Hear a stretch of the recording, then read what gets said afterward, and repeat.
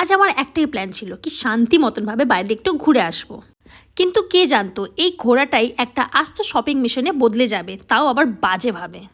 যেহেতু এখন বর্ষাকাল, রোজই বৃষ্টি হচ্ছে, কিন্তু যেদিন আমি বেরিয়েছিলাম সেদিনকে কটকটে রোদ্দুর আর একদম পচা গরম। তাই তো চলে গেছিলাম লেক মলে, ভাবলাম একটু এসির হাওয়াটা খেয়ে নিই। আর তারপরে আমার সামনে পড়লো জুডিও, আর আমরা এখন সবাই একটু আধটু জুডিও যেতে পছন্দ করি। আর ওখানে চলছিল সেল। আর আমার কেনাকাটা তেমন একটা কিছু ছিল না, বাট আমি কালেকশন তো নিশ্চয়ই দেখবই দেখবো। ইয়াক, কালেকশনটা এত বাজে ছিল কি বলবো। এত বাজে কালেকশন দেখার পর আমার বন্ধুর মুখ আমাকে সুন্দর মনে হচ্ছিল। তারপরে ভাবলাম গড়িয়াহাট যাবো আর 500 টাকা চ্যালেঞ্জ করব। হ্যাঁ হ্যাঁ, তোমাদের জন্য। তন্ন তন্ন করে খুঁজে খুঁজে আমি পুরো গড়িয়াহাট এদিক থেকে ওদিক করে ফেলেছি, বাট লিটারালি আমার একটা কুর্তি পর্যন্ত পছন্দ এলো না। আমি তো এটা বুঝতে পারছি না গড়িয়াহাটের কালেকশন বাজে হয়ে গেছে না আমার টেস্ট।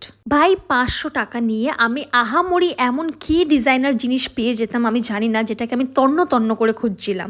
গড়িয়াহাটে কত ভালো ভালো শর্ট কুর্তি পাওয়া যেত, আজকের একটাও কিছু ভালো লাগছে না। এটা হয়তো প্রথমবার হবে কি আমি গড়িয়াহাট গেছি, আমি কিছু না কিনে বাড়ি এসেছি। এটা কি করে সম্ভব?